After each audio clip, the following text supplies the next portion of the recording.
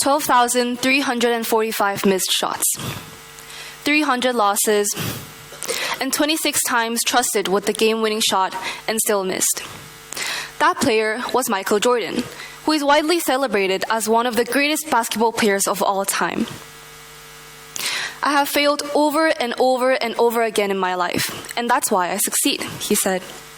Today, we don't remember Michael Jordan for his 12,345 missed shots, or the 26 times he walked off the court knowing he could have won the game.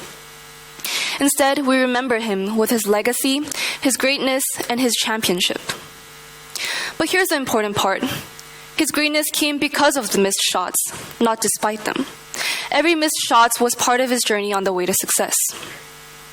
This shows that success is not someone who never misses a shot, but someone who fails thousands of shots and still has the courage to take the next one. But here's the question. If we all know this, why are we still so afraid to fail? Why, in a world where we constantly talk about growth and resilience, do we still treat failure like something to hide? My name is Heewon, and today I'm here to unpack what failure is, and why we should all learn to own our failures. This is probably one of the most uncomfortable topics for a TED Talk, because honestly, who would want to sit here and listen to someone talk about something we all try to avoid? But that's exactly why I want to talk about this topic today. Right now, we are growing up in a world where success is constantly displayed. Grades, achievements, followers, acceptances, where everything is measurable and comparable. And because of that, failure feels more personal and more public than ever. But failure is inevitable in our lives, and I'm pretty sure everyone in this room has failed in some ways. For example, failing an exam, or setting a New Year's resolution, but failing to keep that promise the very next day. But first, what even is failure? When you simply look up the definition, it literally says lack of success. But that diction of lack immediately gives a sense of negative connotation, silently implying that you have missed the mark and therefore you have lost. Its definition ignores the whole process and the entire journey you have gone through. It almost frames success as a final destination, indicating that everything before the final attempt is flawed. As a result, failure is seen as something shameful, even condemning. Restricted in that bound criteria, we treat failure almost as a final verdict, worst and traumatic. Consequently, that insecurity is naturally embedded in our mindsets. We start to define success through numbers, such as the grade on a paper, our result at the end, instead of the progress that we made to get there. Social media makes this worse. It's a gallery of perfect final products. The idealistic nature does not correspond with reality. Awards, graduating with a full IB score, or successfully starting your own business. They pose themselves with great gigantic victories while never exposing the obstacles behind it. You start to compare yourself with others and start to believe that that is what the true success is all about.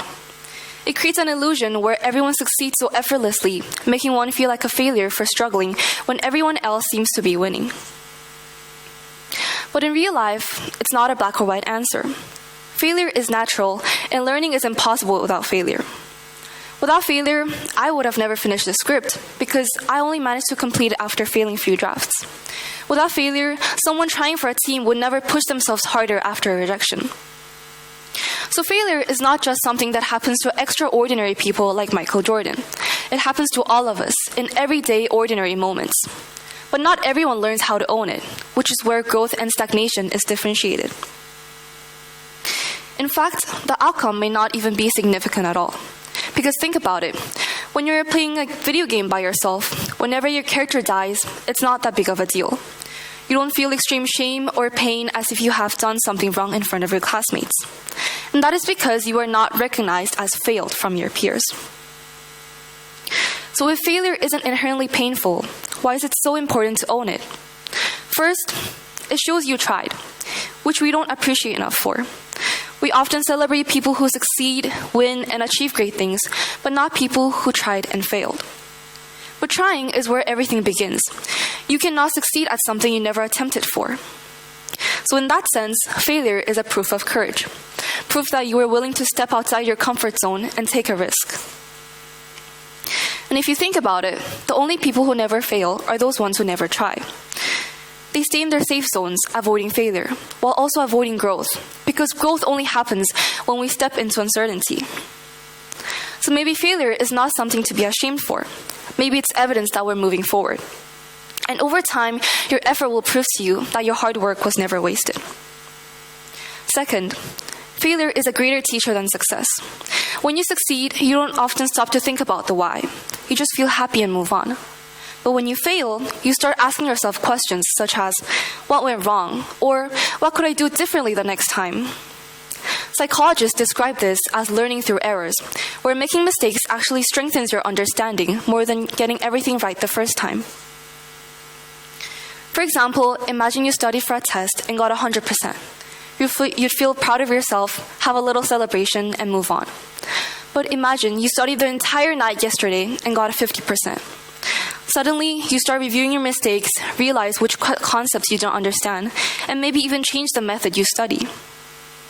This illustrates that one failure might teach you more than many successes combined, because it shows you exactly where your improvements are. So maybe the goal in life is not to avoid failure, but to learn how to face it, own it, and learn from it. Because failure is not the opposite of success. It's only a part of it. Every mistake and every failed attempt are not proof that we are not good enough, but proof that we were willing to step outside our comfort zone and we were willing to try and learn new things. And one day, when we finally reach our goals, we'll realize that it wasn't our successes that brought us there, but our best friend failure that we met along the way. So don't hide your failures and don't be ashamed of them. Own your failures, because when you own your failure, you own your growth, and when you own your growth, you own your future. Thank you.